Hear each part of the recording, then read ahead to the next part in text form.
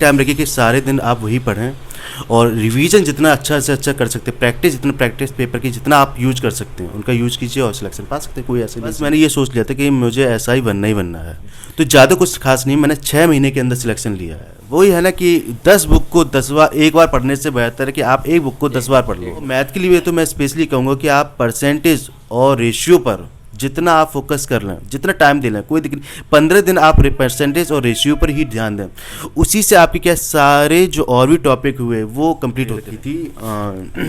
घटना चक्र की है, दिखा सकते हैं आप, घटना चक्र की बुक है यूपीएसआई की। इसमें क्या है, मूल विधि संविधान वगैरह। आप क्या है, जैसे जीएस का क्या है कि आप पढ़ेंगे फिर भूल जाएंगे और आप दोबारा भी उसकी रिवीजन करने को बैठेंगे तो उतना इंटरेस्ट नहीं आता। अरे ये तो मैं पढ़ ही चुका हूँ, क्या आप तो आप प्रैक्टिस सेट लगाइए। और प्रैक्टिस सेट में आपको स्टार्टिंग में बताऊंगा स्ट्रेटेजी, जो मैं ये नहीं सोचना है कि ये नहीं आएगा वो नहीं आएगा।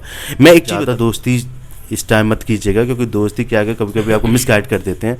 मिलिए उन। आशा करते हैं कि ये वीडियो पसंद आए, प्लीज़ वीडियो को लाइक करें और हमारे यूट्यूब चैनल को सब्सक्राइब करना। दिखाता हूँ तो जीएस की क्या मैंने सिलेबस अकॉर्डिंग मैंने सारे अपने टॉपिक अलग अलग लिख रखे थे, कौन सा टॉपिक कहाँ पर है इसको लिख रखे हैं।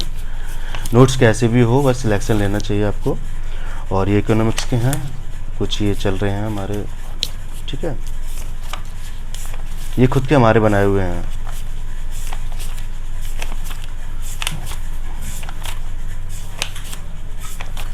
देखो इसके बाद हमारे कुछ पीछे से हैं,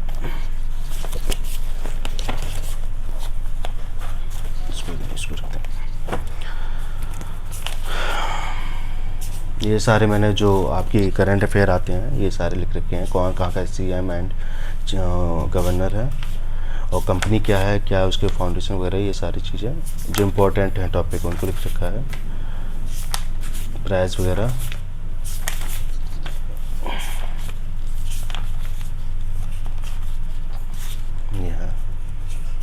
कॉन्स्टिट्यूशनल पॉलिटी। अब यहाँ से मूल विधि की जो नोट्स हैं वही है, इम्पोर्टेंट नोट्स हैं। ये आईपीसी आपकी है, ये आईपीसी यहाँ से स्टार्ट होती है आपकी। जो इम्पोर्टेंट हैं, जो आने वाले हैं, आते ही हैं अधिकांश क्वेश्चन, वो यहाँ लिख रखे हैं मैंने सारी धाराएं।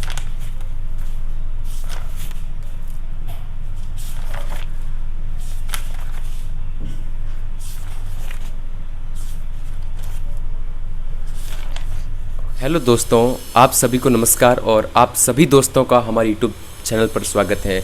दोस्तों, जैसा कि आप देख रहे हैं, अभी मैं मुखर्जी नगर के पास नेहरू वीआर में हूं और हमारे साथ सर है जिनका यूपीएसआई में सिलेक्शन हुआ है।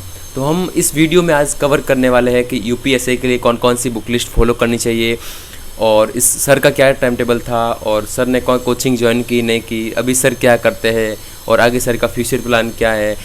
इससे जुड़े सभी आपके सवाल जो आपके दिमाग में घूम रहे हैं, मैं कोशिश करूंगा सर से जवाब लेने के लिए। सर, सबसे पहले आपका नाम और एजुकेशनल बैकग्राउंड बताइए। जी, मैं अपना हिमांशु नाम है मेरा, हिमांशु कुमार नाम है पूरा, और मैं यूपी के इटावा ज़िले से हूँ। और हमारी जो क्वालिफ़िकेशन, मैंने पोस्ट ग्रेजुएशन किया है कानपुर यूनिवर्सिटी से, कैंपस से, और मैंने बीएड टेट सीटेट सारे क्वालिफाई कर लिया है। 2016 में हमारा यूपीएसआई सिलेक्शन हो गया था। और जो हमारे मतलब टाइम टेबल के हिसाब से जो हमारी स्टडी है, कुछ ज़्यादा खास स्टडी नहीं थी, लेकिन यह है कि आप टाइम पे कंटिन्यू रखिए। यह है कि आप जिस टाइम पढ़ रहे हो वही टाइम रखिए कि सारे दिन आप वही पढ़ें और रिवीजन जितना अच्छा से अच्छा कर सकते हैं, प्रैक्टिस पेपर की जितना आप यूज कर सकते हैं उनका यूज कीजिए और सिलेक्शन पा सकते हैं। कोई ऐसे नहीं। इसलिए सर, आपके पारिवारिक पृष्ठभूमि और शैक्षणिक पृष्ठभूमि के बारे में बताइए। अच्छा, हाँ ठीक है। मेरी 5 बहनें हैं, मैं अकेला ब्रदर हूँ, सबसे छोटे हूँ। और उसके हमारे पापा जी ऑफिसर थे, कलेक्ट्रेट में सीआरए थे। हमारी मम्मी भी हाउसवाइफ थी। बैकग्राउंड हमारा फैमिली काफ़ी ठीक ठाक है, लेकिन वही है ना, हमें भी उस लेवल तक पहुंचना होता है ना। तो इसके लिए क्या है कि मैंने शुरुआत से ही ज़्यादा, ठीक है, जैसे अब पढ़ाई चलती थी, कोई ऐसा खास नहीं था कि नहीं बहुत ज़्यादा टॉपर था, लेकिन हाँ ये है कंटिन्यूसली मैं पढ़ता रहता था और कोशिश करता था कि नहीं मुझे वही अचीवमेंट करना है जो हमारी फैमिली बैकग्राउंड है।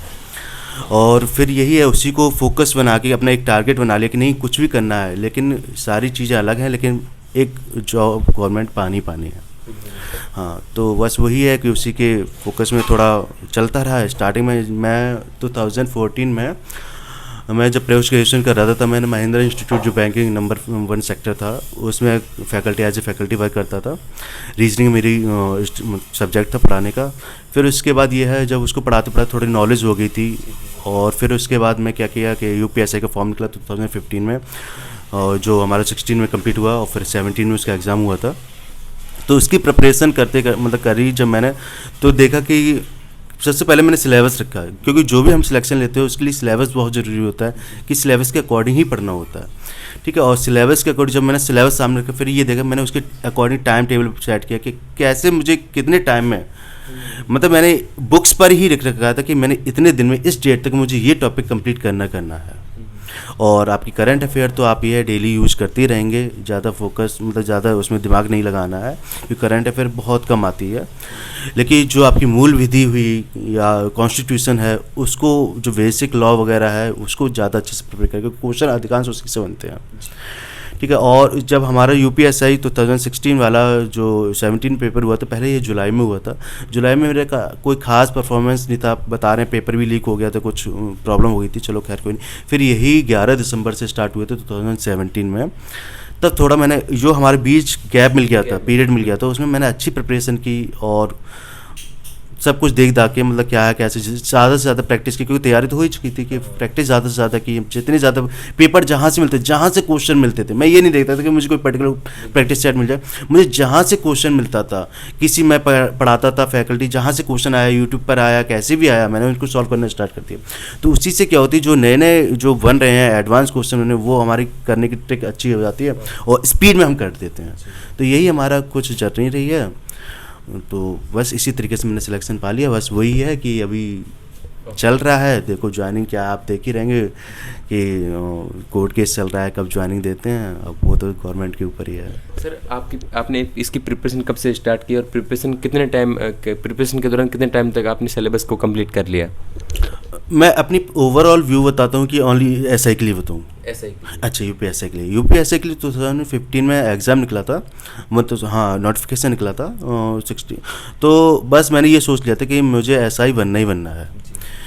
तो मैंने कुछ ज़्यादा नहीं, मैंने 1 साल की प्रिपरेशन ली है, ठीक है। 1 साल में मेरी मैथ काफ़ी वीक थी, लेकिन मैंने धीमे धीमे टाइम लिया और उसको कंटिन्यूस करते रहे। फिर उसके बाद जब मैंने बताया कि जुलाई में जब एग्ज़ाम था, तब मेरी कोई खास प्रिपरेशन नहीं, लेकिन उसी टाइम मैंने ये सोच लिया था अब जो नेक्स्ट एग्ज़ाम आएगा, भले ये पोस्टपोन हो रहा, जो नेक्स्ट एग्ज़ाम आएगा उसमें मुझे सिलेक्शन लेना ही लेना है। तो जो 6 महीने का पीरियड रहा है जुलाई टू दिसंबर, तो उसमें मैंने क्या है बहुत बारीकी से देख रहा था मुझे कमी कहाँ से हो रही है। तो ज़्यादा कुछ खास नहीं, मैंने 6 महीने के अंदर सिलेक्शन लिया है। और उससे पहले मेरा जब मैं बैंकिंग की तैयारी करता था 2015 में, तब मेरा SBI PO में भी हो गया था। बस वही किन्हीं कारणवश हमारे उसमें इंटरव्यू में रह गया था। तो एक वो इंस्पायर देता कि नहीं आज इसमें नहीं हो पाया तो अगले बार में तो मुझे सिलेक्शन लेना ही पड़ेगा। फिर इसी दरमियान मेरा जो लेखपाल की जगह निकली थी 2015-16 में, उसमें भी हुआ था, लेकिन उसमें फिर कह नहीं सकते क्या हुआ, खैर वो छोड़ो उसकी बात है। तो लेकिन मैंने फिर टारगेट बना लिया था, नहीं हमारा टारगेट UPSI है, फिलहाल में इसको पाना है, फिर इससे आगे और जनरेशन मुझे अपनी जर्नी करनी है। सर इस UPSI के लिए आपने प्रिपरेशन घर पे की थी या फिर दिल्ली आकर की थी? नहीं, मैंने कहीं पे प्रिपरेशन नहीं थी, खुद से सेल्फ की थी। हाँ, गाइडेंस ले लेते थे, कभी कुछ हमारे टीचर थे उनसे, जो हमारे साथ की फैकल्टी थी उनसे गाइडेंस ले, कुछ यूट्यूब पे बताते हैं फैकल्टी, और जो पुराने एक्सपीरियंस होते हैं जो हमारे यूपी मतलब पहले से बने हुए सब इंस्पेक्टर वगैरह, SI इंस्पेक्टर वगैरह, उनसे देखते थे, गाइडेंस देखते लेते थे क्या कैसे पढ़ना है, क्या आपकी स्ट्रेटेजी होनी चाहिए, कैसे आपका टाइम टेबल होना चाहिए, उसको फॉलो कर करके मैं बन गया हूँ। अभी महत्वपूर्ण क्वेश्चन है कि सर बुक लिस्ट बता दीजिए, बहुत सारे स्टूडेंट जो गांव में रहकर प्रिपरेशन करना चाहते हैं, ताकि उनके लिए बहुत ये बुक्स कारगर साबित हो। अच्छा, चलिए देखो, मैं सबसे पहले आपको बताना चाहिए कोई पर्टिकुलर बुक, मतलब ये नहीं कि मुझे ये भी पढ़ना है, ऐसा कुछ नहीं है। जो आपको आता है वही है ना, कि 10 बुक को 10 बार एक बार पढ़ने से बेहतर है कि आप एक बुक को 10 बार पढ़ लो, ठीक है। आपका जो भी मटेरियल हो, मैं ये नहीं कहता हूँ, बस आपकी क्या है वीक, मतलब आपका फाउंडेशन होता है वो स्ट्रांग होना चाहिए। और मैथ के लिए तो मैं स्पेशली कहूँगा कि आप परसेंटेज और रेशियो पर जितना आप फोकस कर लें, जितना टाइम दे लें, कोई दिक्कत नहीं, 15 दिन आप परसेंटेज और रेशियो पर ही ध्यान दें, उसी से आपके क्या सारे जो और भी टॉपिक हुए वो कंप्लीट होते रहेंगे।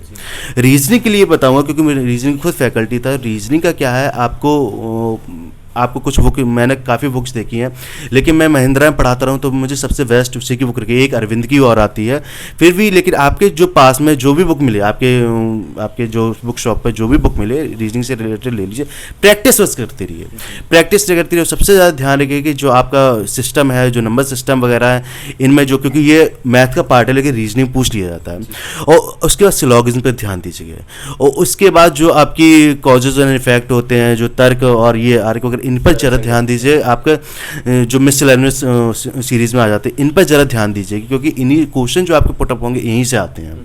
ठीक है, तो अभी तो मेरे पास रीजनिंग की खैर बुक नहीं है, लेकिन मैं बता देता हूँ आपको। और मूल विधि के लिए मैंने ये बुक रखी थी, घटना चक्र की है, दिखा सकते हैं आप, घटना चक्र की बुक है यूपीएसआई की। इसमें क्या है, मूल विधि, संविधान वगैरह देखें, लेकिन इससे अच्छा है कि आपके पास अगर पॉलिटिकल साइंस की कोई भी बुक हो पॉलिटिक्स की, तो उसको आप पढ़िए और सिलेबस के अकॉर्डिंग उनको टॉपिक को अलग रख लीजिए। हाँ, फोटो जेरोक्स वगैरह जो भी करवा सके आप उनको अलग रख लीजिए, और उन्हीं टॉपिक को आप डेट डाल लीजिए कि मुझे इस दिन में इतना कंप्लीट कर लेना है। फिर आपको रिवीजन तो करते ही करते रहने, क्योंकि ये बोलते हैं कि मतलब जीएस वही बेवफा है कि आज पढ़ी कल सफ़ा हो गई। तो आपको क्या है, कंटिन्यूस प्रैक्टिस तो करनी है। ठीक है, प्रैक्टिस सेट लगाइए और रिवीज। आप क्या है, जैसे जीएस का क्या है कि आप पढ़ेंगे फिर भूल जाएंगे, और आप दोबारा भी उसकी रिवीजन करने को बैठेंगे तो उतना इंटरेस्ट नहीं आता, अरे ये तो मैं पढ़ ही चुका हूँ क्या। तो आप प्रैक्टिस सेट लगाइए, और प्रैक्टिस सेट में आपको स्टार्टिंग में बताऊँगा स्ट्रेटेजी जो मैंने अप्लाई की है। मैं क्या करता, कहते हैं ना कभी चीटिंग करनी बहुत अच्छी बात होती है, मैंने भी चीटिंग की है। चीटिंग कैसे की है कि जैसे कि मेरे पास है 3 महीने हैं एग्जाम के, प्रैक्टिस सेट के मेरे पास 3 महीने हैं, तो मैंने क्या किया, 1 महीने मैंने क्या किया, प्रैक्टिस सेट, मेरा एक प्रैक्टिस सेट मैं एक दिन में कंप्लीट करता था। तो जैसे मुझे कोई जीएस का क्वेश्चन मिला, जीएस में 4 ऑप्शन होते हैं, 4 ऑप्शन को मैंने एक क्वेश्चन देखा, उसको मैंने तुरंत चीटिंग की, तुरंत गूगल पे सर्च किया, फिर 4 ऑप्शन के ये ऑप्शन किसका था, ये ऑप्शन किसका था, ये ऑप्शन, तो उस एक क्वेश्चन को पढ़ने के चक्कर में मेरे 10 क्राइटेरिया हैं, वो चीज़ क्लियर हो गई। तो ऐसे ऐसे हमारी धीमे धीमे चीज़ें स्ट्रेटेजी बढ़ती गई, और मैं प्रैक्टिस करते करते आज यहाँ पर हूँ आपके सामने, ये चीज़ें। सर आप बताइए कि इस प्रिपरेशन के दौरान आपने कौन कौन सी गलतियाँ की, और वो गलतियाँ इन स्टूडेंट्स को नहीं दोहरानी चाहिए?